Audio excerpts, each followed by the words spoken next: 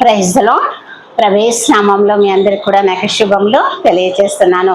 మీరందరూ బాగున్నారని ఆశిస్తున్నాను. అనుదినము మీ అందరి కొరకు నేను ప్రార్థిస్తున్నాను. దేవుడు మనకు అనుగ్రహించినటువంటి ఈ దినము కొరకై, ఆయుష్ కొరకై, ఆరోగ్యము కొరకై, అదేవిధంగా దేవుడు మనకు చేసిన ప్రతి మేలుకై, ఉపకారములకై దేవునికి అనుదినం కూడా మనము కృతజ్ఞతాస్తుతులు చెల్లించేటువంటి వారంగా ఉండాలి. ఆ విధంగా మనందరం కూడా ఉన్నందుకు దేవునికి నేను హృదయపూర్వకమైన కృతజ్ఞతాస్తుతులు చెల్లిస్తున్నాను. ఈ యొక్క ఉదయకాలంలో దేవుడు మనకు అనుగ్రహించినటువంటి వాక్య అంశము, ఉదయకాలంలో దేవుడు మనకు అనుగ్రహించిన వాక్య అంశము, నిబంధనను జ్ఞాపకము చేసుకునే దేవుడు మన దేవుడై ఉంటున్నాడు. నిబంధనను జ్ఞాపకము చేసుకునే దేవుడై ఉంటున్నాడు మన దేవుడు. పరిశుద్ధ గ్రంథంలో వాక్య భాగము మనము చూసినట్లయితే 2వ రాజుల గ్రంథము 13వ అధ్యాయము 23వ వచనం ఒకసారి మనము చూద్దాము. 2వ రాజుల గ్రంథము 13వ అధ్యాయము 23వ వచనము. యెహోవా వారి మీద జాలిపడి వారి యందు దయ ఉంచి అబ్రహాము, ఇస్సాకు, యాకోబులతో తాను చేసి ఉన్న నిబంధనను బట్టి వారి యందు లక్ష్యము నిలిపి అని దేవుని యొక్క వాక్యము సెలవిస్తుంది. ఇక్కడ వాక్యమైనటువంటి దేవుడు వాక్యము ద్వారా మనందరితో కూడా ఇక్కడ మాట్లాడుతున్నాడు. నీతో నాతో మనందరితో కూడా ఇక్కడ మాట్లాడుతున్నాడు. యెహోవా వారి మీద జాలి పడ్డాడంట, అదే విధంగా వారి యందు దయ ఉంచాడంట. ఎవరి మీద అంటే అబ్రహాము, ఇస్సాకు, యాకోబుల మీద. అబ్రహాము, ఇస్సాకు, యాకోబుల మీద దేవుడు జాలిపడి దయ ఉంచి వాళ్ళతో చేసినటువంటి నిబంధనను బట్టి, అబ్రహాము, ఇస్సాకు, యాకోబులతో చేసినటువంటి నిబంధనను బట్టి వారి యందు లక్ష్యము నిలిపి అని దేవుని యొక్క వాక్యము సెలవిస్తుంది. నాడు నేడు ఏకరీతిగా ఉన్న దేవుడు, నాడు అబ్రహాము, యాకోబు, ఇస్సాకులతో చేసిన నిబంధన నేడు మనతో చేస్తున్నటువంటి దేవుడై ఉంటున్నాడు మన దేవుడు. దేవుని యొక్క నిబంధన కృప ఎప్పటికీ కూడా నిలిచి ఉంటుంది. దేవుని యొక్క కృప, అదేవిధంగా దేవుని యొక్క నిబంధన అనేది ఎప్పటికీ కూడా నిలిచి ఉంటుంది. అబ్రహాం, ఇస్సాకు, యాకోబులతో చేసినటువంటి నిబంధనను దేవుడు జ్ఞాపకము చేసుకునేటువంటి దేవుడై ఉంటున్నాడు.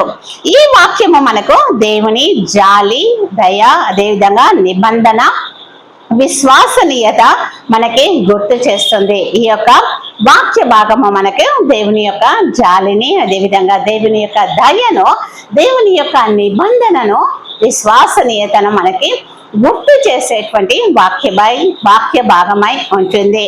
ఎందుకంటే యెహోవా వారి మీద జాలిపడి వారి యందు దయించి అబ్రహాము, ఇస్సాకు, యాకోబులతో తాను చేసి ఉన్న నిబంధనను బట్టి వారి యందు లక్ష్యం నిలిపి అని దేవుని యొక్క వాక్యము సెలవిస్తుంది.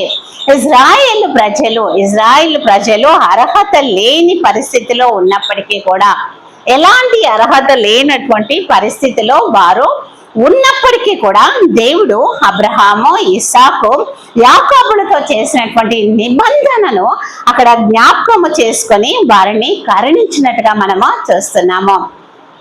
దేవుడు ఇజ్రాయేల్ ప్రజలు అర్హత లేని పరిస్థితిలో ఉన్నప్పుడు, ఇజ్రాయేల్ ప్రజలు అర్హత లేనటువంటి పరిస్థితుల్లో ఉన్నప్పుడు దేవుడు అబ్రహాము, ఇస్సాకు, యాకోబులతో చేసినటువంటి నిబంధనను జ్ఞాపకము చేసుకొని వారిని కరుణించినట్టుగా మనం ఇక్కడ చూస్తున్నాము. మన యొక్క పరిస్థితులు మారవచ్చు, లేదా మనుషులు కూడా మారవచ్చు, కానీ దేవుని యొక్క వాగ్దానాలు మాత్రము ఎప్పటికీ కూడా అవి మారవు. దేవుని యొక్క కృప, నిబంధన ఎప్పటికీ కూడా మారకుండా ఉంటుంది. మన యొక్క పరిస్థితులు మారచ్చు, అదే విధంగా మనుషులు కూడా మారచ్చు, కానీ దేవుడు చేసినటువంటి వాగ్దానాలు మాత్రము అవి ఎప్పటికీ కూడా మారవు. అవి ఆ విధంగానే నిలిచి ఉంటాయి తరతరముల వరకు కూడా. దేవుని యొక్క నిబంధన నిలిచి ఉండేది. దేవుని యొక్క నిబంధన కృప ఎప్పటికీ కూడా నిలిచి ఉండేదై ఉంటుంది. మనము బలహీనంగా ఉన్నప్పుడు కూడా ఆయన కృప మనల్ని ఎప్పుడు కూడా విడిచి పెట్టేది కాదు. మనము బలహీనంగా ఉన్నప్పటికి కూడా ఆయన కృప ఎప్పుడు కూడా మనల్ని విడిచి పెట్టదు. కాబట్టి మనము నిరాశ పడకుండా దేవునిపై విశ్వాసము ఉంచి ఆయన నిబంధన కృప మన జీవితంలో కూడా కార్యం చేస్తుంది అని మనము నమ్మి విశ్వసించవలసిన వారమై ఉంటున్నాము. ఖచ్చితంగా దేవుని యొక్క నిబంధన మీద మనము విశ్వాసము ఉంచాలి. దేవుడు కార్యం చేస్తాడు అని మనము నమ్మగలగాలి. ఎప్పుడైతే ఆ విధంగా నమ్ముతామో దేవుడు అబ్రహాము, ఇస్సాకు, యాకోబులతో చేసినటువంటి నిబంధనను జ్ఞాపకం చేసుకొని మన జీవితంలో మనకు కూడా మేలు చేసేటువంటి దేవుడై ఉంటున్నాడు. మనము బలహీనతలో ఉన్నప్పుడు ఆయన యొక్క కృప మనల్ని విడిచిపెట్టేది కాదు. అంత మాత్రమే కాకుండా మనము నిరాశ పడకుండా దేవుని పైన మనము విశ్వాసం ఉంచి ఆయన యొక్క నిబంధన మన జీవితంలో నెరవేర్చబడుతుంది అని, ఆయన యొక్క నిబంధన మన జీవితంలో కార్యము చేస్తుంది అని, ఆయన యొక్క కృప మన జీవితంలో కార్యము చేస్తుంది అని మనము నమ్మి విశ్వసించి ముందుకు సాగేటువంటి వారంగా ఉండాలి. ఆ విధంగా ఉండుటకు దేవుడు మనందరినీ కూడా సిద్ధపరచును గాక. అదే విధంగా మనందరం కూడా ఉందము గాక. పరిశుద్ధ గ్రంథంలో మనము విలాప వాక్యం చూసినట్లయితే 3వ అధ్యాయము 22-23 వచనాలు మనము చూద్దాము. యెహోవా కృపగలవాడు, ఆయన వాత్సల్యత ఎడతెగక నిలుచున్నది కనుక మనము నిర్మూలము కాకుండా వారము అని దేవుని యొక్క వాక్యము సెలవిస్తుంది. మన పరిస్థితులు ఏ విధంగా ఉన్నా, మన పరిస్థితులు మారొచ్చు, మనుషులు మారొచ్చు, కానీ దేవుని యొక్క నిబంధన మాత్రము ఎప్పటికీ కూడా మారదు. ఆయన యొక్క కృప మనల్ని ఎప్పుడు కూడా విడిచిపెట్టదు అని దేవుని యొక్క వాగ్దానము సెలవిస్తుంది. యెహోవా దేవుడు కృపగలవాడు, అంత మాత్రమే కాకుండా ఆయన యొక్క వాత్సల్యత ఎడతెగక మరి నిలుచున్నది గనుక అంటున్నాడు. ఇక్కడ నిలుచున్నది కనుక మనము నిర్మూలము కాకున్న వారము అంటున్నాము. మనం ఎప్పుడు కూడా నిర్మూలము అయ్యేటువంటి వారము కాదు. ఎందుకంటే దేవుడు తన నిబంధనను ఎప్పటికీ కూడా జ్ఞాపకం చేసుకునేటువంటి వారై ఉంటున్నారు. తన నిబంధనను స్థిరపరిచినటువంటి దేవుడై ఉంటున్నాడు. నాడు అబ్రహాము, ఇస్సాకు, యాకోబులతో నేడు మనందరితో కూడా తన నిబంధనను దేవుడు జ్ఞాపకం చేసుకుంటాడు. తన నిబంధన, తన కృప ఎప్పటికీ కూడా నిలిచి ఉంటుందని వాక్యము సెలవిస్తుంది. అదే విధంగా మనము అనుదినం కూడా నూతనముగా ఆయన యొక్క వాత్సల్యము మన ఎడల పుట్టుచున్నది అని వాక్యము సెలవిస్తుంది. అనుదినము నూతనముగా ఆయనకు వాత్సల్యత పుట్టుచున్నది అని వాక్య భాగము సెలవిస్తుంది. అనుదినము కూడా దేవునికి మన మీద వాత్సల్యత అనేది పుట్టుచున్నదంట. ప్రతి దినము కూడా వాత్సల్యత పుట్టుచున్నది అని చెప్తుంది వాక్య భాగము. కనుక దేవుడు తన నిబంధనను ఎప్పుడు కూడా మన నుండి దూరము చేసేటువంటి దేవుడు కాదు. తన నిబంధన, తన కృప ఎప్పటికీ కూడా మన ఎడల నిలిచి ఉంటుంది అని మనము నమ్మాలి. మన స్థితిగతులు మారినా, మనుషులు మారినా దేవుని యొక్క నిబంధన మాత్రము మారకుండా ఉంటుంది. ఆయన అబ్రహాము, ఇస్సాకు, యాకోబులతో చేసినటువంటి ఆ యొక్క నిబంధనను జ్ఞాపకము చేసుకొని మన పైన లక్ష్యం ఉంచేటువంటి దేవుడై ఉంటున్నాడు. అదే విధంగా ద్వితీయోపదేశ కాండము 7వ అధ్యాయము 9వ వచనం ఒకసారి చూద్దాము. యెహోవా తానే దేవుడనియు, తన్ను ప్రేమించి తన ఆజ్ఞలను అనుసరించి నడుచుకుని వారికి తన నిబంధనను స్థిరపరచు వాడును, 1000 తరముల వరకు కృపచూపు వాడును, నమ్మదగిన దేవుడై ఉన్నాడు అని దేవుని యొక్క వాక్యము సెలవిస్తుంది. యెహోవాయే దేవుడని, అదే విధంగా తనను ప్రేమించేటువంటి వారు, తన్ను ప్రేమించి తన యొక్క ఆజ్ఞలను అనుసరించి నడుచుకునేటువంటి వారికి తన యొక్క నిబంధనను స్థిరపరుస్తాడంట. అంత మాత్రమే కాకుండా 1000 తరముల వరకు కృప చూపేటువంటి దేవుడై ఉంటున్నాడు మన దేవుడు, నమ్మదగినటువంటి దేవుడు. దేవుని యొక్క ఆజ్ఞలను అనుసరించి ఎవరైతే నడుచుకుంటారో వారి ఎడల దేవుడు నిబంధనను స్థిరపరుస్తాడు. అంత మాత్రమే కాకుండా 1000 తరముల వరకు, నీ ఊహకు అందదో, నువ్వు ఎక్కడ ఉంటావో కూడా తెలియదు. ఒకసారి ఆలోచించుదాం మనము.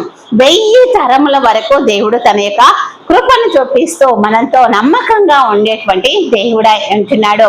అబ్రహాము మొదలుకొని ఇప్పటి వరకు ఎన్ని తరములు గతించిపోయినా కూడా దేవుడు 1000 తరముల వరకు తన యొక్క నిబంధనను స్థిరపరుస్తాను అని దేవుని యొక్క వాగ్దానము సెలవిస్తుంది.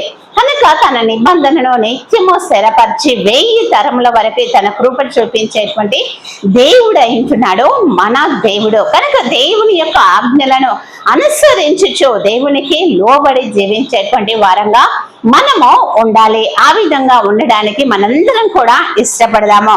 అదే విధంగా కీర్తనలు 103వ అధ్యాయము 8వ వచనం కూడా మనము చూసినట్లయితే, యెహోవా దయా దాక్షిణ్య పూర్ణుడు, దీర్ఘశాంతుడు, కృపా సమృద్ధి కలవాడు అని వాక్యము సెలవిస్తుంది. యెహోవా దయా దాక్షిణ్య పూర్ణుడు, దీర్ఘశాంతుడు, కృపా సమృద్ధి కలిగినటువంటి దేవుడై ఉంటున్నాడు.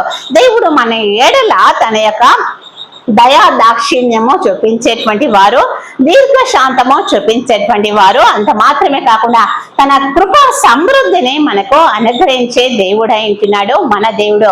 ఆయన ఆజ్ఞలను అనుసరించి మనము నడుచుకున్నప్పుడు. అదేవిధంగా కీర్తనలు 105వ అధ్యాయము 8-9 వచనాలు కూడా మనము చూసినట్లయితే, తాను సెలవిచ్చిన మాటను 1000 తరముల వరకు అబ్రహాంతో తాను చేసిన నిబంధనను, ఇస్సాకుతో తాను చేసిన ప్రమాణమును నిత్యము ఆయన జ్ఞాపకము చేసుకొనును అని దేవుని యొక్క వాగ్దానము సెలవిస్తుంది.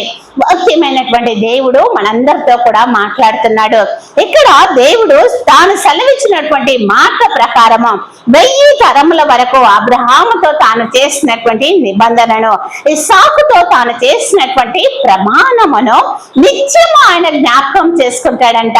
దేవుడు నిత్యము జ్ఞాపకం చేసుకునే దేవుడై ఉంటున్నాడు. కనుక తన నిబంధనను తాను ఎప్పటికీ కూడా మారనటువంటిది అయి ఉంటుంది. తన కృప ఎప్పటికీ కూడా మారనైనటువంటిది.